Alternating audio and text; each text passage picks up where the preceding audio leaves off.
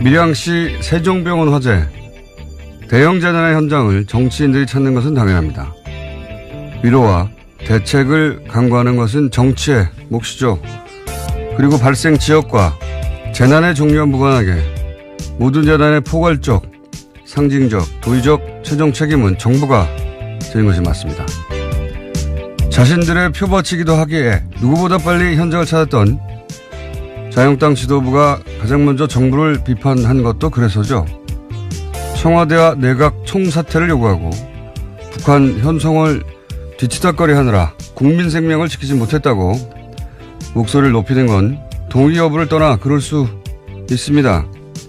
그런데 그런 주장도 최소한 자격은 갖추고 해야 하는 거죠. 소방 인력 충원하자니까 공무원 증원이라며 반대한 건 바로 자신들이었죠. 게다가 경남 소방관의 인사, 예산, 지휘권, 그러니까 전권은 경남도지사에게 있습니다. 중앙정부는 지방직 소방행정의 권한이 없죠. 경남도의회 의석 90% 가까이 자유한국당 소속입니다. 경남도정은 자유한국당 책임인 겁니다. 그럼 자유한국당은 적어도 밀양 화재에 관해서는 중앙정부를 탓하기에 앞서 먼저 스스로를 자책해야 정상인 겁니다. 정상이라면 그래야 하는 거죠. 둘 중 하나입니다. 정상이 아니거나 정상이 아니거나. 김호준 생각이었습니다. 정상이 아니거나 정상이 아니거나 했는데 저희 PD가 그걸 또 못 알아듣고 나름의 유머인데 바보예요. 날뛰고 있어요 지금 밖에서. 자, 시사인에? 네, 했습니다. 또 했어요? 예. 정상이 아니거나. 정상이 아니거나. 네. 자, 첫 번째 뉴스는 뭡니까? 네, 다스 핵심 관계자의 녹취록이 공개됐습니다. 그에 따라서 녹취록에 나오는 140억 원을 둘러싸고 여러 보도들이 나오고 있는데요. 녹취 당사자가 입을 열었습니다. 18년 동안 이상은 회장, 그러니까 다스의 회장 최측근으로 근무했던 김종백 씨인데요. 140억 원은 다스에서 조성한 비자금이다라고 밝혔습니다. 아, 그렇군요. 김종백 씨는 이제 뭐 몇 차례 언론에 등장했기 때문에 아시는 분은 아실 텐데, 처음엔 이제 운전기사로 소개가 됐는데, 사실상 운전기사가 아니라 다스 내의 다양한 업무를 종합적으로 본 내부 사정에 아주 밝은 인사다. 이렇게 얘기해야 되는 게 맞는 것 같아요. 운전만 한 게 아니기 때문에. 네, 지방과 관계된 다양한 일도 했습니다. 그러니까 모르는 게 없다라고 봐야 될 텐데요. 그런데 이제 그 녹취록 중에 이제 140억이 여러 번 등장하는데 액수가 또 절묘하잖아요. 액수가 절묘해가지고 이것이 BBK로부터 회수한 투자금 140억 우리가 계속 문제 삼았던 그거라고 해석하는 언론도 있고. 왜냐하면 녹취록 그 대목은 굉장히 짧거든요. 네, 맥락을 알아야지만 알아들을 수 있는 이야기이긴 합니다. 네. 그리고 또 이제 그 녹취록 중간에 보면 그 돈을 나눠서 김재정 이상은 각각 당시 최대주 두 사람의 통장에 들어가 있었던 내용이 나오니까 이건 도곡동 땅 매각 대금이다라고 해석하는 언론도 있었고요.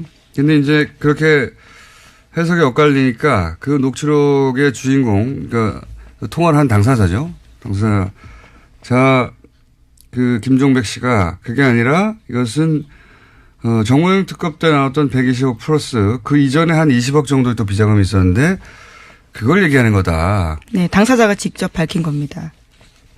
본인이 대화 도중에 등장했던 그 해당 부분은 그런 맥락에서 등장한 거라고 지금 이제 해설을 해준 건데, 저는 어느 쪽이어도 그 돈이 전부 이명박 전 대통령이 회수하려고 했다. 이게 핵심 키포인트라고 봐요. 그러니까 돈의 성격도 물론 중요한데 그 돈을 결국 그 돈의 주인이 결국 이명박 전 대통령이었다. 이게 핵심이죠. 예. 네, 이시영 씨를 통해서 이명박 전 대통령이 회수하려고 했다라고 김종백 씨가 해설하고 있습니다. 그러니까요. 여기서 이제 만약에 120억 플러스 120억 비자금이었다면 이제 이명박 전 대통령 횡령에 혐의를 받게 되는 것이고요. 도곡동 땅이었다면 이제 차명소유 문제가 되는 거고 BBK 140억은 대통령 권한으로 그 자기 재산을 찾으려고 공권력을 이용한 거니까 직권남용 부분. 네, 현재 수사가 진행 중입니다. 예. 어느 쪽이든 걸립니다. 특히 도곡동 땅일 경우에는 뭐 어느 쪽이나 다 마찬가지지만 결국은 그 돈이 다스에 들어갔다가 BBK 들어갔다가 그걸로 주가 조작을 했기 때문에 이제는 이제 주가 조작의 혐의까지 예. 어느 쪽으로든 다 걸린다. 예. 어쨌든 그런데 김종백 씨는 이 녹취의 주인공 김종백 씨는 그 돈은 120억 플러스 120억 비자금을 의미하는 대화 속에 등장하는 거였다. 네, 120억 플러스 20억. 20억. 예. 예. 자, 결국은 이 대목은 뭐 검찰이 밝히겠지만 어느 쪽이든 간에 이명박 전 대통령에 치명적으로 작용할 건 동일합니다. 주인이 본인인 정황이 나왔으니까요. 그리고 이제 김종백 씨 본인도 이제 관련 인터뷰를 했더라고요. 네, 어제 MBC와 여러 가지 이야기들을 했는데요. 언론에 정확하지 않은 정보들이 나가기 때문에 그에 대해서 자신이 밝히겠다라는 입장도 이야기했고요. 뿐만 아니라 비자금이 제대로 밝혀졌으면 좋겠다라면서 여러 가지 이야기들을 했습니다. 이동영 씨가 다스의 한 18년간 이상은 회장의 기사이자 그리고 다스 내부에서도 여러 보직을 맡아서 사실상 내부자인데 이렇게 이제 양심 선언을 하게 된 이유 중에 하나는 이동영 씨 그러니까 이상은 회장의 아들 이동영 씨가 리베이트에 관련한 불법 행위가 드러나자 그걸 뒤집어 쓰라고 요구하자 예. 그건 못하겠다고 도저히 아무리 내가 오래 근무했어도 그렇게 해서 사실은 이런 녹취들이 만들어지게 된 거라고 하죠. 예. 예, 앞으로의 근거를 위해서 만들어놨다라고 하는데요. 이제 어마어마한 이 사항들을 이제 내부 고발하게 된 거죠. 그렇죠. 예. 자, 그렇습니다. 그 140억 관련 언론들이 하도 많이 등장해서 해설 한번 해드렸고요. 자, 다음 뉴스는요. 예, 지난 25일 밤 검찰 수사관들이 영포빌딩 지하 2층을 압수수색했습니다.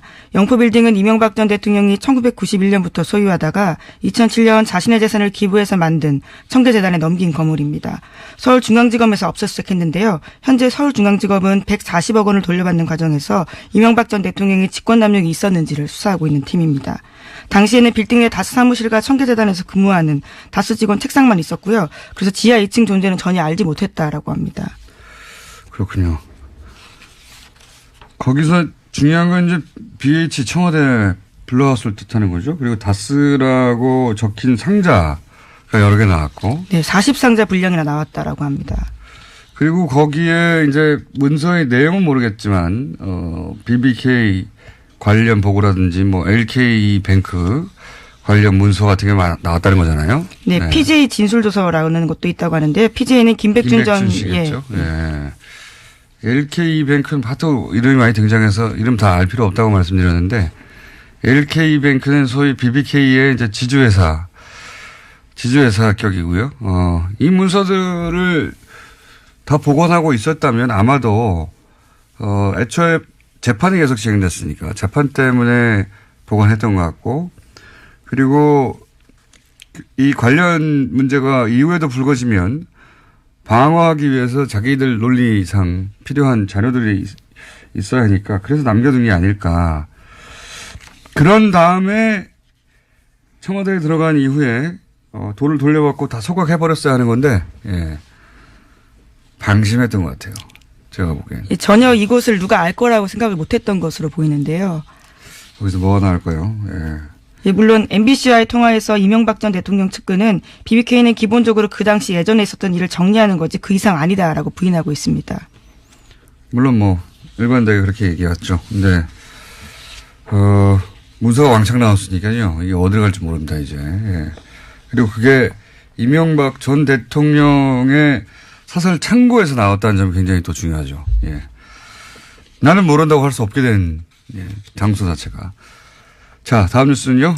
예, 지난주에 잠깐 언급한 적이 있는데요. 검찰이 이명박 전 대통령을 피의자 신분으로 전환했다라고 합니다. BBK 주가 조작 피해자들이 이명박 전 대통령을 직권남용으로 고발한 지 106일 만이다라고 합니다. 피의자 신분이 됐군요. 지난 금요일 날 잠깐 제가 얘기했는데. 예, 아침에 속보로 떴었는데 제가 속보를 체크를 못해서 가지고 죄송합니다. 예. 죄송할 것 같죠. 자. 예. 6시 이후에 나온 뉴스라서. 제가 얘기했는데. 예. 자, 다음 뉴스는요? 네, 이명박 전 대통령의 친형 이상득 전 의원이 지난 26일에 검찰에 출석했습니다. 국정원으로부터 불법 자금 1억 원을 받은 혐의인데요. 하지만 건강상의 이유로 4시간 만에 돌아갔습니다. 아침에 휠체어 타고 나왔는데 4시간 만에 돌아간 겁니다. 이분뿐만 아니라 이상은 회장, 현 다스 회장도 아프실 예정인 걸로 저는 알고 있습니다. 네. 그리고 다스 자체도 아프실 예정인 것으로 저는 알고 있고요. 다스가 어떻게 아픕니까? 다스도 아프실 예정인 것으로 고위부도 뭐 이런 얘기도 나오고 있고 예. 비자금 옮기는 거 아니냐 뭐 이런 얘기도 나오고 있고 다스도 다스 회장님도 다 아프실 예정이고 이상득 전 의원 이명박 전 대통령 형님도 이미 아프신 상태였죠. 네, 혐의를 부인하면서 건강 때문에 조사받을 수 없다라면서 철수했습니다. 앞으로 계속 아프실 예정일 거예요, 관계자들이. 자, 다음 뉴스는요. 네, 군 사이버 사령부가 온라인 블랙리스트를 만들었다. 그리고 관리했다라고 오늘 아침 한겨레 신문이 보도했습니다. 네, 정확히는 한겨레 21 보도인데 한겨레 신문에 나온 겁니다. 레드펜이라는 작전면을 썼다고 하는데요. 이명박 정부의 비판적인 인터넷 사용자 등의 대상이었다라고 합니다. 이거는 제가 전문 분야입니다. 이게 무슨 의미냐면 사이버사 혹은 뭐 국정원 이런 곳에 정부를 비판하는 아이디 블랙리스트가 있었다. 이게 무슨 의미냐면 이렇게 활동합니다. 저는 오랫동안 봐왔던 행태인데 이제 온라인에서 정부를 비판하는 사람들이 있잖아요. 한두 명도 아니고 몇만 명이죠. 그 중에서 이제 열심히 하는 사람들이 한 10,000명 정도 있다고 칩시다. 뭐 개인들 중에. 어떤 사람들은 포털 게시판에서 적극적으로 활동할 수도 있고 어떤 사람들은 뭐 자신이 잘 가는 커뮤니티 게시판에서 활동할 수도 있고요. 뭐 SNS나 페이스북 같은 데서 자기 의사를 밝힐 수도 있고요. 그런 개인들을 뭐 몇만 명 단위로 이제 아이들 수집하는 거예요. 그리고 나서 그 사람들이 예를 들어서 포털의 게시판에 글을 써요. 그러면 그 사람이 글 쓴 것을 향해서 득달까지 달려갑니다. 댓글을 달아요. 다시 방어하는 내용들을 쓴다라는 그렇죠. 거죠. 그 사람을 따라다니는 거예요. 그 개인을. 자기가 잘 가는 커뮤니티 글을 써요. 그럼 득달같이 달려가서 댓글을 쓰거나 비판을 해요. 그러니까 그 사람은 개인이잖아. 저쪽은 부대고. 그죠? 저쪽은 조직이고 이쪽은 개인인데 그 개인이 그걸 대응하느라 신경을 쓰고 에너지를 쓰고 하다 보면은 괴롭잖아요. 그렇게 의욕을 혹은 활동을 위축시키는 겁니다. 그래서 이 활동이 여러 가지가 있어요. 제가 지켜본 바로는 그렇게 그 사람들 따라다니는 경우 또는 그 사람이 글만 쓰면 공격을 해서 그 파급력을 떨어뜨리는 거죠. 중화시키는 거죠. 네, 해당 기사에도 그런 내용이 있습니다. 20명 내외 검색팀에서 하루 24시간 작업을 수행하면서 관리했다라고요. 이건 사이버 사령부에서고 그 조직은 국정원 조직보다 작거든요. 국정원도 이 일을 해온 것으로 저는 알고 있어요. 그리고 그렇게 주요 인물들은 그 사람들이 글을 쓰든 쓰지 않든 지속적으로 주기적으로 그 사람에 대한 비판 글을 올려서 평판을 떨어뜨리는 겁니다. 여러 가지 활동을 하는 거예요. 그런 활동을 지속적으로 합니다. 지속적으로. 그래서 개인의 경우에는 그 스트레스를 받아서 쓰다가 말아버리는 거예요. 이게 내가 무슨 영광을 보겠다고 이런 일을 하느냐. 아니면은 그 사람 그 개인 부대죠. 부대하고 싸우느라고 힘을 다 빼버리는 거예요. 주고받고. 뭐 그런 행위를 해가지고 전체적으로 그런 사람 쓰는 사람들을 평판을 떨어뜨리고 위축시키고 파급력을 떨어뜨리는 일들을 해왔죠. 네. 자, 오늘은 저희가 긴급 인터뷰를 준비해서 마지막 뉴스 짧게 하나 정리하고 넘어가죠. 네, 안철수 국민의당 대표가 어제 이상돈 전당대회 의장에게도 당원권 정지 징계 처분을 내렸습니다. 이에 따라 바른정당 통합 의결 전당대회 진행 방식에 시선이 쏠리게 되는데요. 안 대표는 이 의장을 포함해서 현역 의원 16명 등 총 179명에게 징계를 내렸습니다. 이 징계의 목적은 말이죠. 처음 이 징계를 하겠다고 나왔을 때부터 뜬금없는 거였거든요. 왜냐하면은 이분들은 다 다른 당 만들어서 나간다는 거잖아요. 이분들을 당원권 정지를 시키는 게 무슨 의미가 있습니까? 그렇죠? 이 징계의 유일한 목적은 이상돈 의원의 사회권을 뺏는 거였어요. 전당대회에서. 예. 네, 어쨌거나 명시적인 주 이유는 창당 발기인데 참여라고 하는데요. 이상돈 의원은 여기에 이름을 올리지 않았다라고 합니다. 유일한 목적은 이상돈 의장이죠. 의장. 예. 전당대회 의장의 사회권을 뺏는 게 목적이었지 나머지 분들은 다 의미 없는 겁니다. 178명의 명단은. 그래서 저희가 모셨습니다. 예. 이상돈 의원을 저희가 처음으로 스튜디오에 직접 모셨습니다. 자, 지금까지 김은지였습니다. 감사합니다. 네, 바로 이어가겠습니다. 안철수 대표가 179명 징계했는데 전당대 의장 이상돈 의원도 포함돼서 저희가 직접 모셨습니다. 안녕하십니까? 네, 안녕하세요. 네. 처음 뵙습니다. 네. 네, 전화만 하다가 네. 반갑습니다. 네. 징계를 당하셨어요?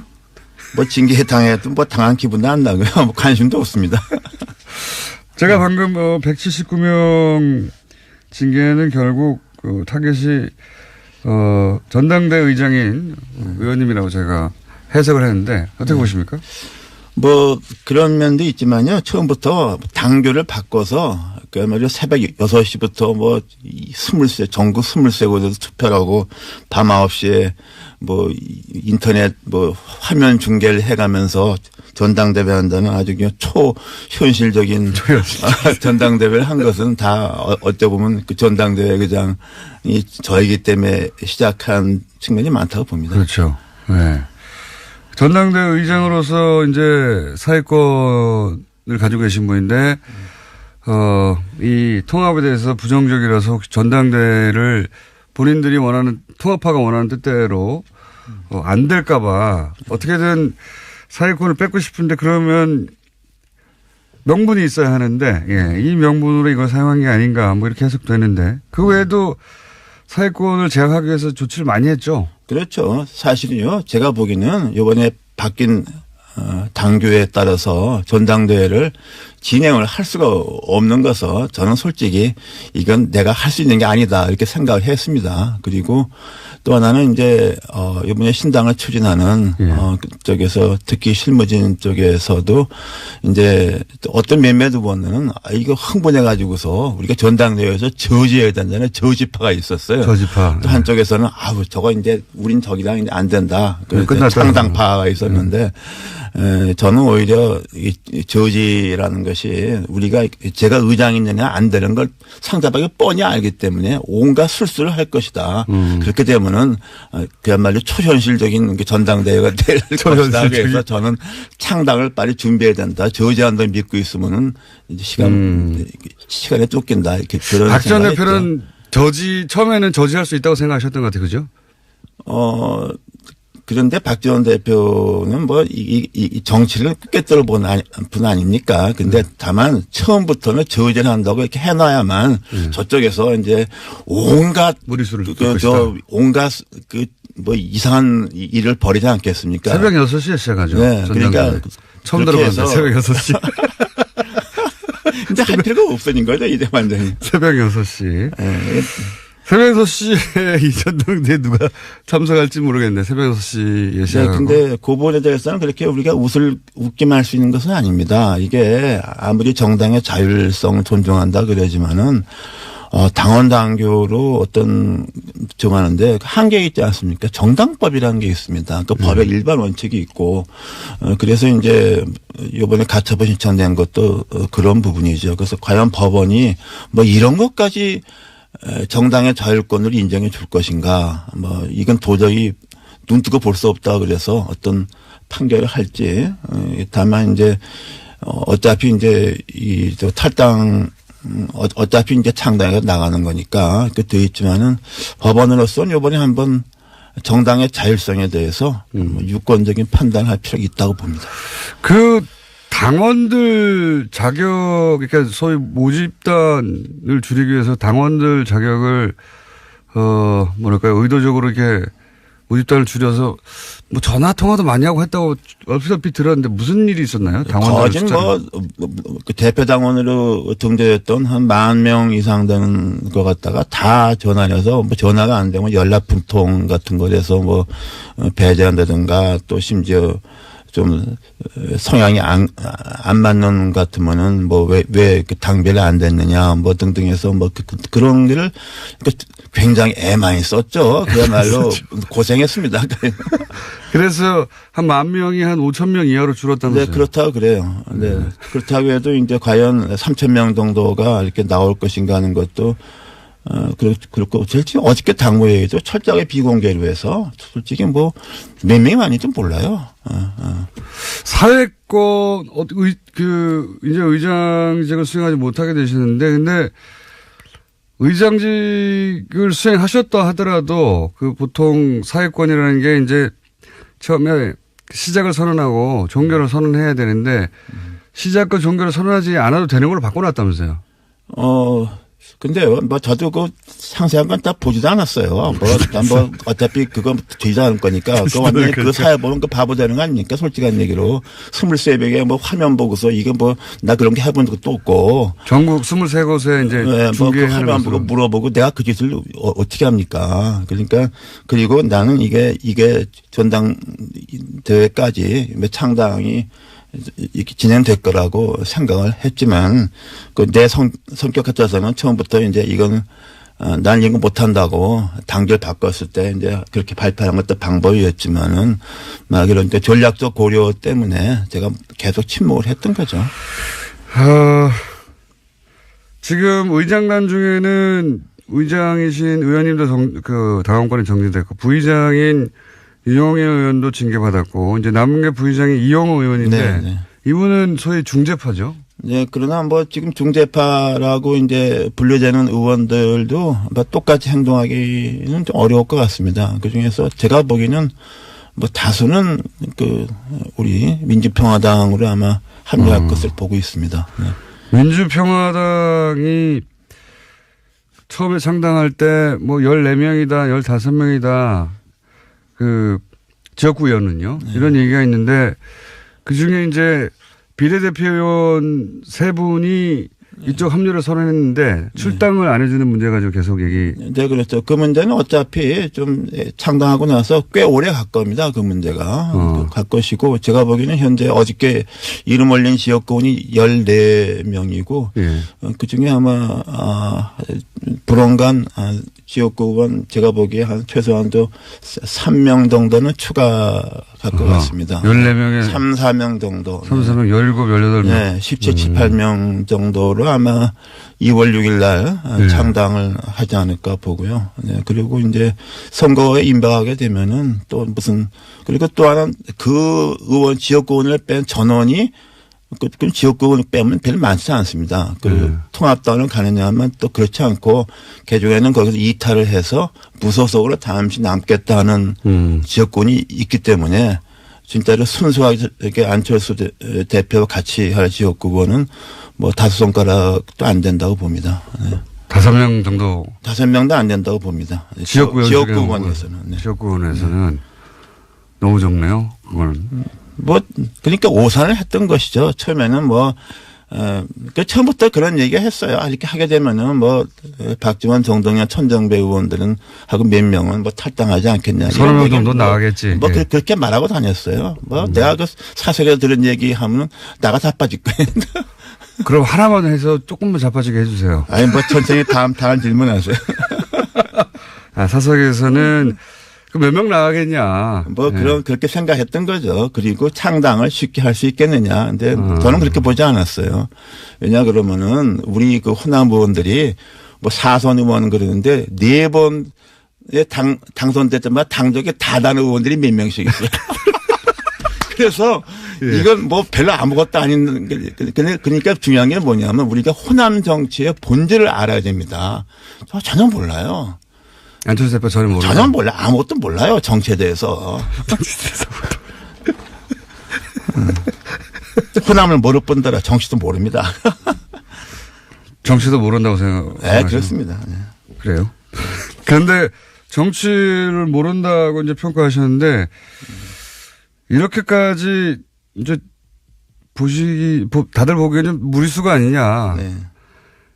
물론 반대하는 분들은 무리수라고 뭐 생각하시는 분들이 많을 거고 반대하는 분들이 아니더라도 야, 이거 굉장히 무리한 부분이 있다라고 생각할 텐데 왜 이렇게까지 무리를 하는 걸까요? 글쎄요, 저도 뭐 대충 들은 얘기인데 뭐 대통령 뭐 된다는 뭐 그렇게 믿음을 준 사람이 몇 명 있었던 것 같습니다. 이렇게 해야지. 뭐 말하자면 보수표를 얻어야 된다. 왜냐하면 지난번 대선에서 중간에 그 모드가 바뀌었잖아요. 그것도 그 당시 뭐 대충 뭐 컨설턴트인지 뭔지 아는 사람들이 뭐 그런 아이디어를 줬다 그래요. 정도 보수 쪽을 잡아야 된다. 뭐 그런데 그렇게. 그것도 맞는 말인데 한번 생각해 보세요. 그 변호사한테 가서 자기 법률 문제 고민하면은 그 변호사가 당신이 가망 없으니까 돌아가라고 합니까? 나한테 돈 많이 주면 이기게 해준다 그래요.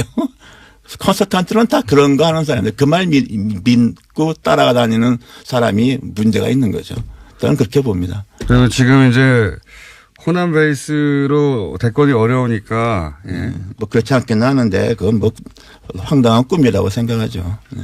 왜 황당한 꿈이라고 생각하십니까? 현실성이 아닙니다. 보수에서 뭐 그렇게 보수 만만하게 보는 거 아닙니다. 절대로 그렇지 않아요. 지난번 대선에 봤잖아요.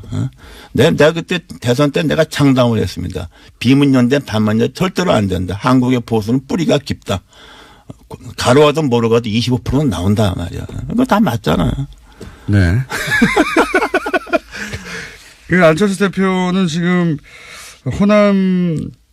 호남만으로는 이제 다음 대권도 어렵다고 보고 조금 그 상처를 입더라도 호남의 일부 이제 중진 의원들은 떨궈내고 그리고 보수하고도 손을 잡고 그래서 가운데서 이렇게 세를 부르려고 하는 그런 의도였던 것 같은데 생각보다는 많이 떨어져 나가고 있고 그리고 의원님 보시기에는 보수도 그렇게 손쉽게 손잡아주지 않을 것이다 이런 말씀이십니까? 그렇죠. 그리고 처음에는 이거 뭐 동서화합으로 모두를 잡았잖아요. 예, 이원주 의원이 뭐 화개장터에서 유승민 안철수가 만나서 동서 영원한 화합한다 그랬는데 지금 돌아가는 형상은 유승민 대표는 뭐 자기 뜻과는 다르게 TKU에서는 배신자로 찍혀 있지 않습니까? 그 안철수 대표는 완전히 호남을 배신한 정도가 아니라 뭐 욕보인 사람으로 돼 있잖아요. 영원함이 화합이 아니라 뭐 영원한 배신자의 화합돼 버렸잖아요. 그러니까 무슨 시너지 효과가 나옵니까? 나 이게 뭐 얘기가 안 되는 거예요. 그래도 유승민 대표 입장에서는 사실은 당이 위기에 처했는데 이 정도면 아주 큰 이익이 남는 결합 아닙니까? 예. 저는 정의당이 비가죠. 6석 가지고 황당당한 자기 철학을 내지 않습니까? 나는 유승민 대표가 악수를 뒀다고 봐요. 그리고 그쪽에서는 안철수 대표가 뭐 취약하니까 또 뭐 따라오는 의원도 뭐 비례 의원밖에 없으니까 자기들이 당을 장악한다고 보는데 그 오산입니다. 이번에 봤잖아요. 당무회의가 뭐고 의원은 없고 이른바 무슨 비의원 무슨 위원장 등등등해서 안철수 열성파들이 있지 않습니까? 막무가내. 거기서 다 가잖아요. 나는 유승민 대표나 하태경 의원이나 그거 감당하기가 만만치 않다고 봐요, 저는. 그 안철수 대표를 지지하는 지역구 원외위원장이나 원외위원장, 당무위원회 다수 등등 지역위원장. 그건 이제 합리적인 그 대화 논리가 안 통하는. 그럼 그분들이 다 이렇게 통합당에 가면은 이제 조금 있으면 유승민 대표도 쫓겨납니까? 유승민 하태경 한번 당해봐야죠. 나는 거기서 오산한 거로 봐요, 나는. 굉장히 기뻐하시는 것 같습니다. 나는 기뻐하기보다 나는 유승민 대표에 대해서 안타까운 심정을 갖고 있고 저는 그러나 또 이혜원 의원 통해서 몇 번 워닝을 줬는데 뭐 자기가 그대로 갔으니까 뭐. 그 비례대표 출당 문제는 어떻게 될까요? 지금 의원님은 출당을 요구하는데 안철수 대표는 절대 안 된다고 하고 있지 않습니까? 네. 그래서 뭐 그건 저 혼자 문제만이 아니고 뭐 최소한도 박주현 장정석 의원 외에 그 외에 한두 명 더 가능성이 있습니다. 그래요? 뭐 대충 짐작하시는 분이 있을 거예요. 네. 그 중에 한 분은 상당히 상징적 의미가 크죠. 그것은 아마 그 신당에서 민주평화당과 공식적 요구를 할 테고 조금 시간이 걸리겠죠. 그러나 뭐 저는 그때 거기 뭐 창당 이런 거 할 때 우리 비례의원 문제는 고려하지 말아라. 그거 고려하면 안 된다. 그래서 그 개문발차라고 그게 되지 않습니까? 그리고 뭐 저는 개의치 않아요. 뭐. 개의치 한다는 거는 그렇게 이제 당 소속은 새로운 통합개혁신당인가요? 그 통합개혁신당 소속이 되실 텐데 거기에서 계속 이렇게 안철수 대표에 대한 비판의 목소리를 내실. 아니 뭐 제가 그렇다고 해서 뭐 사실상 그 당원도 아닌 상황이니까 뭐 이렇게 임지평화당에서 뭐 이렇게 뭘 활동한다는 것 그것도 우스운 거 아닙니까 사실은. 그러니까 뭐 심정적으로 뭐 좀 그쪽에 매우 가까운 심정적 무소속이 되는 거죠. 심정적 무소속. 당 소속은 공식적으로는 통합신당에 속해 있겠지만 그러면 형식적으로 통합신당은. 예, 형식적으로는. 예, 형식적으로 그 소속에서 계속 그 통합신당에 대해서 비판의 목소리를 내실 수도 있겠네요. 아, 제가 언제 뭐 대통령도 그냥 연거포 그냥 맨날 작사를 했는데 뭐 못할 말이 뭐 있습니까? 그쪽에서는 의원님을 놔주는 게 더 플러스 아닙니까? 글쎄 모르겠어요. 그러니까 거기에 정상적인 판단이 안 되는 집단이에요. 네.